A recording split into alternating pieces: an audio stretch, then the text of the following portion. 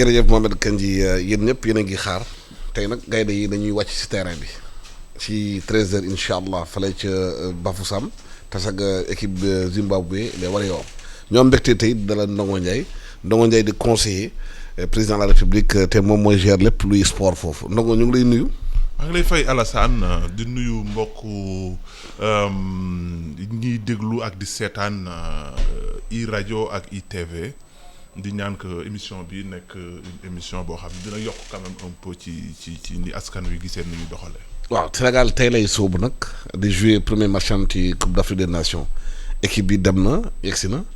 balaa mu yegsi nag am na jafe-jafe yu ndaw mooy yu bëri ci équipe bi la ñu amoon Covid bi nag laal na équipe yu bëri ci maanaam CAN bi est-ce que CAN bi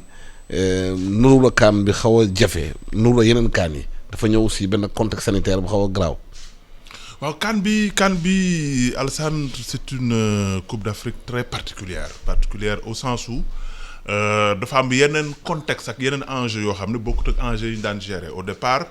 bu ñuy dem ay Coupe d'Afrique wala nga dem une compétition internationale da ngay njëkk d'abord gérer le contexte gérer les enjeux technico-tactiques les enjeux administratifs les enjeux financiers et tout mais boo paree boo ñëwee c'est loolu ngay def dem jouer ce jeu mais aujourd'hui dafa am beneen enjeu bu ci nekk muy enjeu sanitaire enjeu boo xam ne nag non seulement ça demande des mesures collectives c'est-à-dire collective quand je dis collective mooy xam ne yoo xam ne CAF moo koy jël moo tax pays hôte bi moo koy jël mais aussi dafa am ay mesures individuelles et quand je dis individuelles aussi équipe bu ne dafa am noo war a toogee parce que ren CAN bi on en viendra au bout boo xam dañuy wax ne last man standing mooy le dernier homme debout c'est-à-dire que aujourd'hui mën nañ dem ba ca final ba enjeu sanitaire bi déterminer les résultats d'une Coupe d'Afrique donc c'est ça donc ça demande beneen position bu bees boo xam ne équipe bu ne muy Sénégal muy beneen war nga ko jël pour taxaw. waaw nga am équipe boobu nag war ko composer bon fekkee sportif ngay jouer ci genre situation yooyu ban état d'esprit lay sportif bi di am ci moment yi. beaucoup de responsabilité, beaucoup de discipline et beaucoup de lu ma la waxee mooy maanaam sacrifice c'est ça le mot que je cherchais sacrifice parce que Coupe d'Afrique da nga daan boo jouer ma si ngoon si mën nga dem seet say mbokk nuyu leen wala ñu gis la ci tribune bi nga gis non loolu lépp mën na nekk ci compétition mais aujourd'hui il est temps quand même que yow tout le temps yow personnellement au niveau individuel en tant que joueur que tu prennes toutes les dispositions nécessaires pour diminuer le taux moom il ne sera jamais zéro. Le taux de possibilité d'infection le possibilité de taux de transmissibilité du virus ce sera jamais zéro mais yow ci sa bopp personnellement da nga koy def di ko def enjeu individuel di fexe ba doo am contact ak le minimum de personnes possible deuxièmement équipe bi def noonu parce que aussi équipe bi il faut que mu prenne les responsabilités nécessaires pour que fexe ba maanaam contact ak équipe bi ñu mën ko isoler le maximum possible parce que isoler ko totalement c'est pas possible parce que tu vas jouer contre des autres équipes aussi. Donc on parlait de bulle Sénégal la ñu war a def bulle c'est pas possible parce que bulle CAF moo ko mën def Sénégal mënu ko def parce que bulle boo koy def c'est toute l'équipe tous les gens qui sont autour de l'équipe tous les gens yi am contact ak équipe bi dina am contact ak beneen équipe donc bulle mënul nekk mais ñun nañ jël suñu disposition bopp door a ñëw nag CAF tamit jël yeneen disposition donc à tous les niveaux am na ay dispositions yoo xam ne dañ ko war a jël mais aujourd'hui nous sommes en général aujourd'hui à ce que je sache plus de 62 cas pour l'Afrique totale ça veut dire que il faut que ku ne di jël say dispositions et au Sénégal nous devons aussi faire encore preuve de rigueur pour que mën a am ay suffisamment d'hommes pour jouer d'abord. parce que CAN fête la fête du football la fête de jeunesse la fête nit ñi la nit ñi def ci commerce def ci ay activités yu bëri mais contexte bi sanitaire bi ñëw dafay xañ lu bëri ci loolu gis nañu Maroc ñoom motuwaay lañ jël. nañu luy hôtel bi jël ñëpp doon liggéey ci hôtel bi marocain yi jox leen congé nga ñëw désinfecté hôtel bi indi seen personnel indi seen lépp xam lu ñuy lekk lu ñuy naan Maroc lay jógee ñi liggéey ñoom ci biir la ñuy liggéey pour éviter contact yi. mais contact c'est ce que je disais xam nga bon je suis pas un expert en Covid mais lu ne tamit xam naa ne Covid c'est plutôt. C'est bon, je dis, mais je crois pas que ça soit suffisant. Parce que le Maroc va jouer un match aujourd'hui. Mais nous jouons, est-ce que j'ai une disposition? Voilà, donc c'est ça. Donc, isolement moom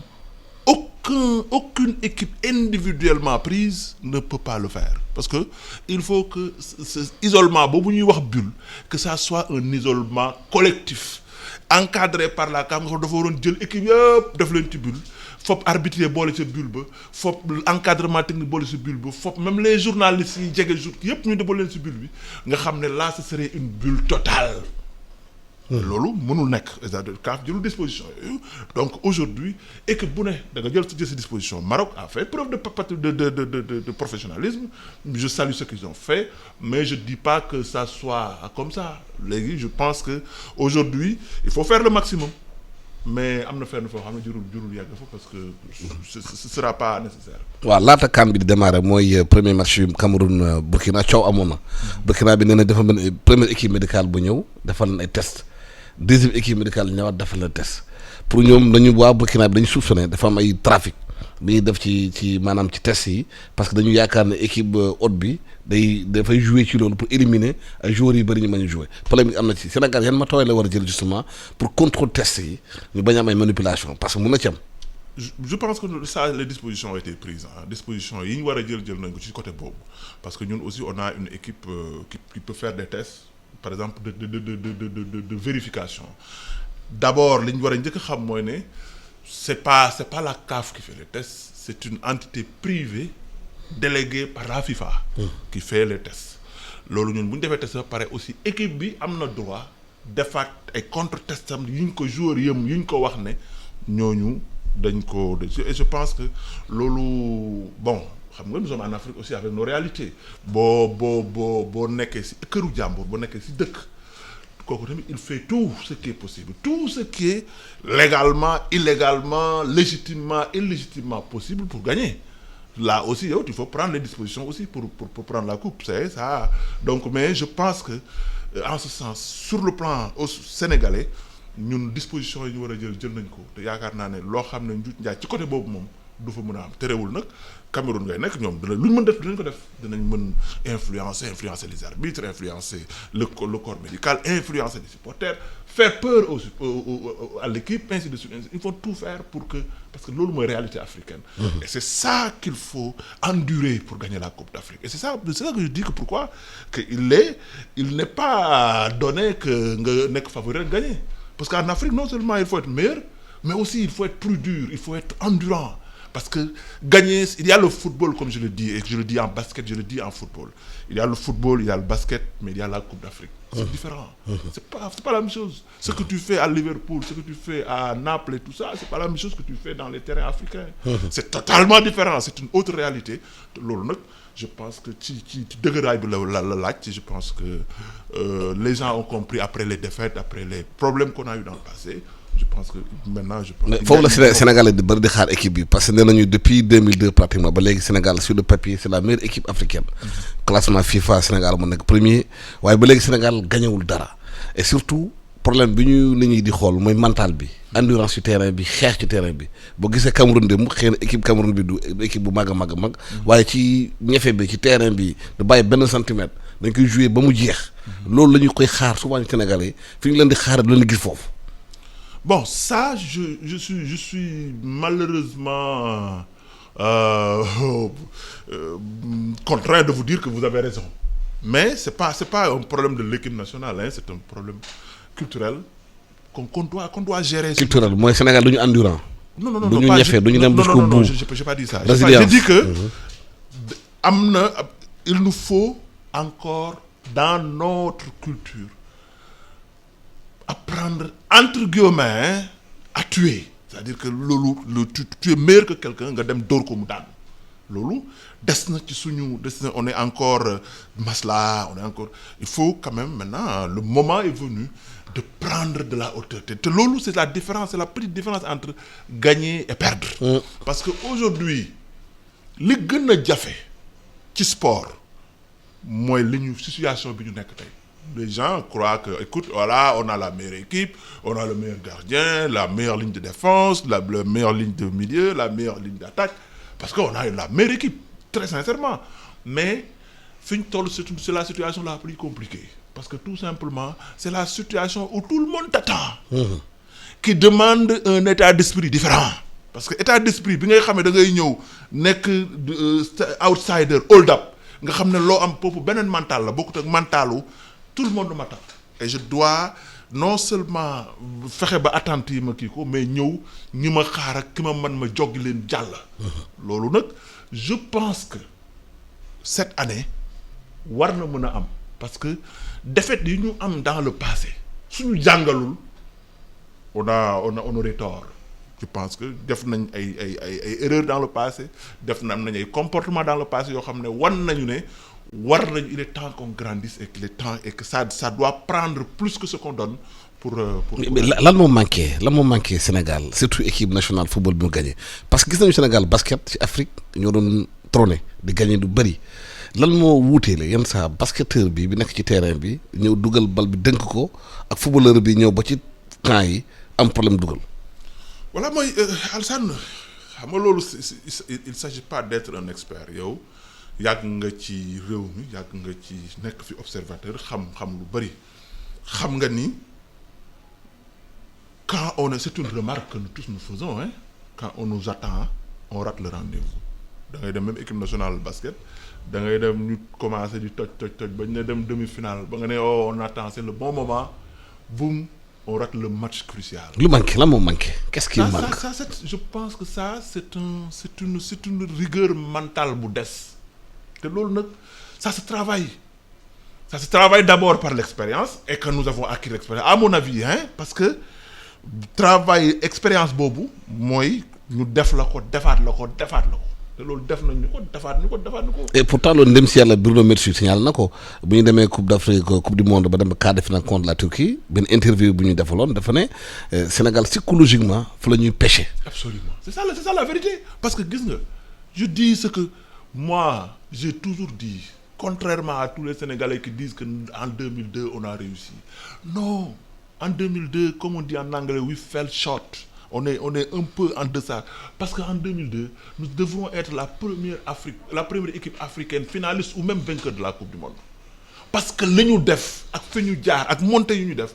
ñëw ba ki ñu war a dóor ñu dóor ñi ñu warul dóor ñëpp ki ñu war a dóor ñu dóor ñu c'est-à-dire ki nga xam ne ñun ñoo ko war a dóor mu dóor ñu c'est-à-dire que ça c'est ça cette psychologie cette mentalité d'abord maanaam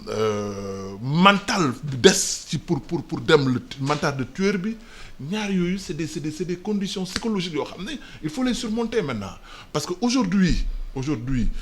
bu ñu demee ba nga naan le Sénégal est la meilleure équipe pendant longtemps li des mooy détail mais le diable se trouve dans les détails yi mooy condition psychologique u joueurs yi détails yi mooy condition mentale u entraîneurs yi mooy condition technique bi mooy gestion des détails aujourd'hui je dis on peut appeler la condition sanitaire les détails mooy lan nu may def ba tey parce que am na gaa yu bëri de maa ngi dégg ci rajo yeeg seen wax seen xalaat yeeg yooyu ñuy wax naan bon Sadio Mané dañuy kaf di ko wax dañ ko war a isoler warul entraîner mais dañ ko war a isoler mais dañ koy kaf di ko wax di ko kii mais c'est une réalité aujourd'hui il faut quelquefois prendre de ces joueurs nous dire écoute boy maintenant tu manges même plus ici tu vas d'abord dans ta chambre on te sert à manger dans ta chambre on te fait les choses dans ta chambre on prend les dispositions nécessaires l'extra disposition c'est-à-dire que la disposition de plus et c'est ça les détails c'est la gestion des cartons quelquefois ñun qu'est-ce que le carton ne nous a pas fait ici au Sénégal aujourd'hui l'année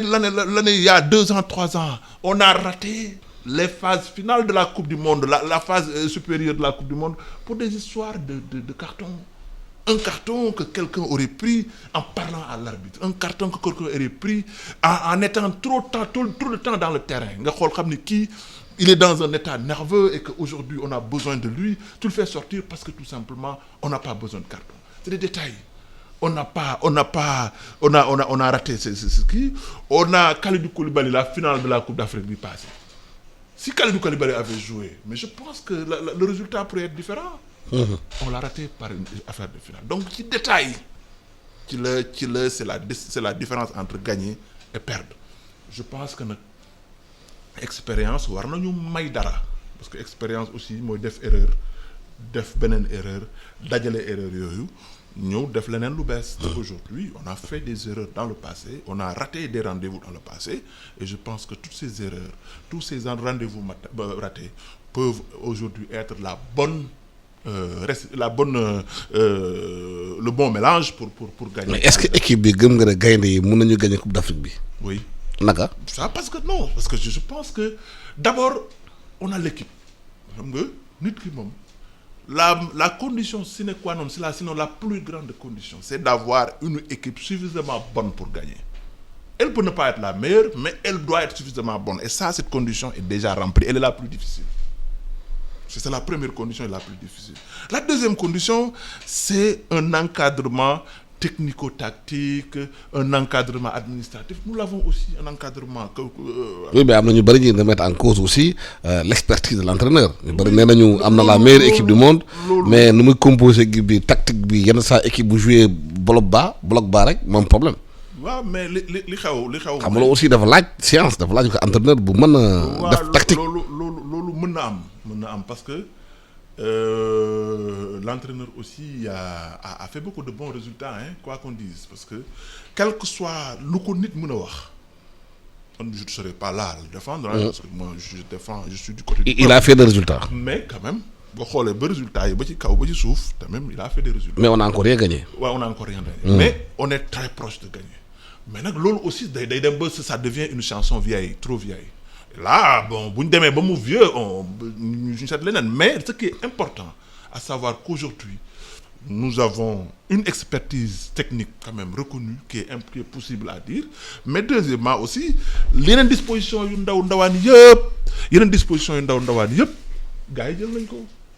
Financièrement tout ce qui a été demandé, toutes les dispositions nécessaires jël nañ ko. Administrativement toutes les dispositions nécessaires jël nañ ko. L'équipe est mise dans des conditions excellentes de travail. Loolu nag li ci des mooy franchir le pas décisif, mooy le pas vers la victoire. xam nga sànq wax nga Sénégal fi nga ko doon xaare rek mu génnee feneen ñu bëri match bi tey dañu am appréhension. Zimbabwe ñu ngi koy jëm a di ko néewal doole waaye c'est pas n'importe quelle équipe te nee na Sénégal souvent bu amee équipe yu ndaw yi ci lay amay jafe-jafe pour génn ci. Bon je pense que mënatuñu fi mu toll nii état bi ñu toll nii mënuñu wax équipe bu ndaw équipe bu il faut tuer tout le monde, excusez-moi du terme, c'est un terme sportif que j'utilise, mais c'est ça le terme sportif, le vrai terme c'est kill 'em all and move forward, c'est ça la bonne formule, c'est tuer en termes sportifs et avancer. Te mënatuñu a xool benn équipe seulement il faut le faire dans le contexte actuel, c'est-à-dire qu'aujourd'hui il faut avancer. Et moi je regarde tout le temps du côté positif. Si on a des problèmes de Covid maintenant, mais il faut mieux les avoir maintenant que de les avoir en demi-finale et en finale, hein. Les gens vont continuer, il y a les tests chaque soir. Te maintenant nga am say cas léegi jéem ko gérer avec mais là où la compétition est encore un peu plus moins difficile ci nga ko mën a amee, continuer à travailler maintenant en récupérant nga xam ne au moins quand viendra le moment décisif que tu es totalement ton équipe entièrement à ta disponibilité. Et je pense que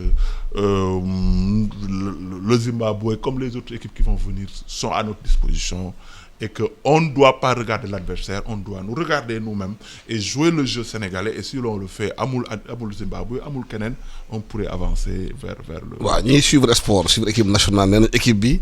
sur le plan individualité ligne boo jël Sénégal peut-être fait partie des meilleurs. Mais le problème du Sénégal c'est un fond de jeu. Équipe bi mu amul fond de jeu, am nañ individualité mais amaguñu équipe. loolu nag te loolu gis nga Alassane loolu moom on peut en débattre quand viendra le moment de faire un débrief général ay fond de jeu. Loolu quand viendra un moment le résultat final mën nañ toog waxtaan ci fond de jeu ay fi mu toll nii moom Alassane ni bëgguñu fond de jeu de. On ne veut pas de fond de jeu, on ne veut pas de demi-finale, on veut la coupe. Si on doit marcher sur nos têtes, aussi vilain que ça ressemblerait, et qu'on doit aller gagner, loolu la ñu war def amul fond de jeu bu ñu waree dóorante dal, c'est ça foofu la ñuy xaar affaire bi du xaaruñu sax ci fond de jeu. Man de en tout cas personnellement ñoom dañuy ragal dóor dal. mais nañ dóor dal nag loolu moom gis nga loolu boo nee ma dal gars yi peut-être dañuy teggi seen tànk wala nañu war a dem jëlee affaire bi jëli wuñ ko là je peux mais fond de jeu moom du ma ci discuter li may discuter daal mooy à la fin du match est-ce que nous aurons fait un bon résultat et si on doit marcher sur nos têtes ou sur nos épaules pour faire le bon résultat c'est ce qu'il faut faire et aujourd'hui fond de jeu c'est discutable mais il faut aller vers le résultat. oui parce que boo xoolee boo comparé Sénégal ak Cameroun par exemple amoon na benn demi-finale Sénégal da ca Cameroun était avec la plus mauvaise équipe temps yooyu. mais Cameroun da ñëw ci terrain bi teg seen bakkan ci bal bi. dëgg la Sénégal dóoru leen ba ñu gagné Sénégal. loolu la gars yi comprendre lan moo tax Sénégal am la meilleure équipe mais n'arrive pas bu ñu duggee ci terrain bu leen dóoree dàll ñaari ñetti yoon ñu teggi tànk. bon je dis enfin je dirais pas que dañu teggi tànk. parce que aussi résultat bi moo ko joxe lenn moom mën naa ko assurer parce que moi aussi j'ai eu la chance. de me rapprocher de certains joueurs qui sont mes amis que je vois. Leur état d'esprit si je dis pas il a changé. Il a évolué positivement. parce que ils ont compris que affaire bi du ay kii nii moi je parle sportivement. J'ai une amitié avec certaines vedettes de l'équipe qui me permet de leur parler directement et de comprendre leur état d'esprit. Et de leur poser en tant que leur grand frère. ne leen booy lu leen ko gisee. lu leen def nii lu leen xalaat. mais li ma xalaat mooy ne aujourd'hui ñoom ils ont compris. que affaire bi du raayante non am job indi njaay non c'est du dóorante dal c'est du mbëkkante et ils ont compris ça mais nag du ma ni dina loolu la ñuy gis le reste c'est à venir mais yaakaar naa ne ils ont compris finalement que ils vont y aller avec les réalités africaines qui sont totalement différentes des réalités européennes qui demandent un peu plus de rigueur te loolu dinañ ko def inchallah. mais noo comprendre équipe nationale bu doon jouer CAN engouement bi doon Sénégal ñëpp génn ci biti wax mais dafa mel équipe bi moment bi nit ñi dañuy taxaw toog di seet daal on n'a pas senti man nag sentiruñu Sénégalais yi di muy bouillonné. man nag lii moo gën a dal sama xel. lu tax loolu personnellement parce que non c'est un avis personnel hein. Moi quand nous tous nous sommes là fous là en train de croire que c'est fini on va y aller non je pense qu'il faut y aller mollo voilà construire un engouement en construisant un jeu en construisant un petit je dis l'envie. mais est-ce que public bi xaddiwul di xaar mais bon vraiment léegi moom public bi je dirais pas xaddi quand même. waaw xam nga dama koy tuddee. parce que année bu nekk ñu yaakaar voilà mooy tey mooy xam nga loolu lépp. Je dis que vous avez suivi avec moi comme tous les autres Sénégalais le message poignant du chef de l'État quand il recevait les Lions boobu waxalul comme tout le monde mais ñëpp la waxal il a parlé pour tout le monde c'est-à-dire que boobu muy Alassane Samba Diop muy Ndongo muy keneen nous tous nous avons voulu être devant les Lions pour leur dire que alors maintenant le moment est venu parce que il faut tourner cette page sur toutes les dérives et tout ça et aller vers la victoire c'est ce qu'il a fait pour nous. te loolu nag c'est le sentiment qu'on ressent aujourd'hui les Sénégalais aussi ne veulent pas vendanger leur cœur bëgguñu teg seen xol nii ci tali bi noonu rek kenn ñëw jël ko parce que yow da ngay bëgg ba à la fin ñu yanu ko tu as une déception maintenant si on construit quelque chose c'est-à-dire que étape par étape contre premier match deuxième match troisième match ñu voir que y a les attitudes qui ont changé l'engagement il y a totalement un comportement nouveau là je pense que ce serait naturel qu'on voit une équipe nationale, un Sénégal derrière son équipe. Mais sachez que le Sénégal a toujours le même comportement, la même envie, le même drive pour son équipe nationale. jërëjëf Ndongo Ndiaye maa ngi lay gërëm di la sant di fàttali auditeurs et téléspectateurs yi conseiller président de la République chargé des sports nga dañu waxtaan ak yow ci CAN bi démarré tey Sénégal tey lay sóobu di ñaanal gaynde yi ñu am ndam. gagné waat ba dem final indi fi coupe bi loolu lay Sénégal di xaar ci ñoom di ñaanal ñoom ñëpp bëccëgu jàmm ak salaam di ñaanal Sénégalais yu nekk xol yi ànd benn ñaanal suñu gaynde ñu gagné parce que bu ñu gagné pour Sénégal bi la ñuy gagnal jërë ngeen jëf ñeen doog jàmm